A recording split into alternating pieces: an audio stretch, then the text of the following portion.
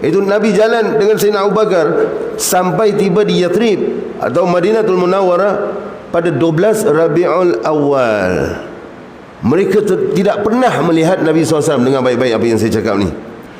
Orang Madinah kebanyakan, majoriti tidak pernah melihat Nabi SAW. Tidak pernah langsung. Segelintir saja yang membai'ah Nabi di Makkah, segelintir. Kemudian mereka kembali, dan ada yang sebagian lagi datang lagi dengan kabilah-kabilah mereka. Kemudian datang lagi dan mereka menyatakan akhlak Nabi SAW begini, ajaran Islam begini, adabnya orang-orang Islam begini, akhlak Nabi, keindahan Nabi macam mana. Mereka yang dengar ni berita ni tidak pernah. Allahumma salli ala Muhammad. Mereka menunggu-nunggu Nabi sallallahu alaihi wasallam, tidak pernah berjumpa Nabi sallallahu alaihi wasallam. Daripada jauh mereka melihat Nabi sallallahu alaihi wasallam. Mereka fikir yang mana satu Nabi SAW, yang mana satu, kerana yang adanya dua, Sayyidina Abu Bakar Siddiq radhiyallahu anhu dan Nabi SAW. Maka sebahagian riwayat menyatakan Sayyidina Abu Bakar Siddiq radhiyallahu anhu meletakkan kain syal beginilah, ya, kain syal begini menutupi Nabi SAW untuk menunjukkan itu Rasulullah SAW. Mereka menunggu-nunggu di atas atap, menunggu-nunggu di atas pokok. Dengar sekali lagi, tidak pernah jumpa Nabi SAW, hanya dengar berita. Sama ataupun tidak dengan orang-orang Islam kita sekarang? Sama ataupun tidak? Sama. Apa yang mereka lakukan ketika Nabi SAW tiba di situ? Mereka tahu Nabi SAW datang. Mereka lantas bangkit, mereka memanggil semuanya kota Madinah.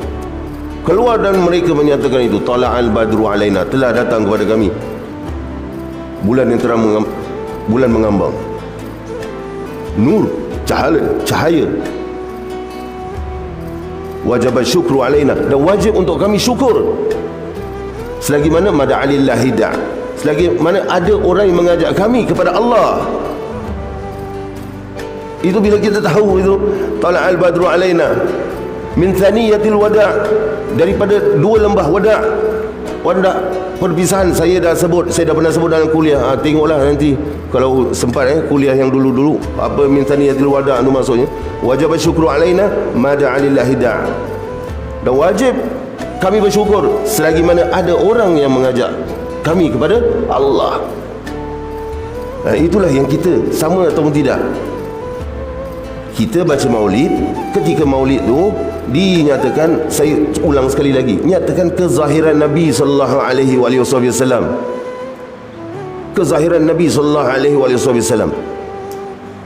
Sajidan, syakiran, hamidan, dalam maulid Ad-Daibai, ka'annahu badru fi tamamih, terus bangun sallallahu ala Muhammad.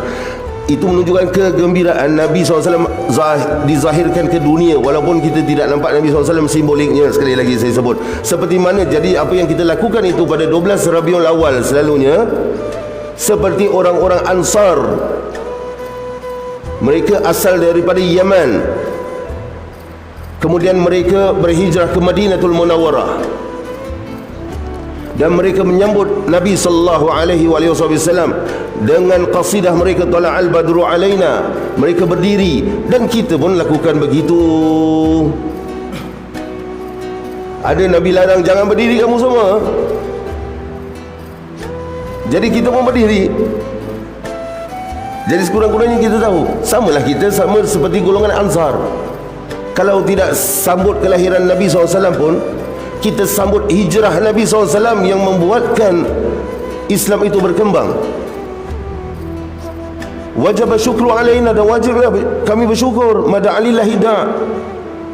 Dan itulah ulama-ulama pewaris para Nabi, pewaris Rasulullah SAW, para ulama. Kita bersyukur, ya.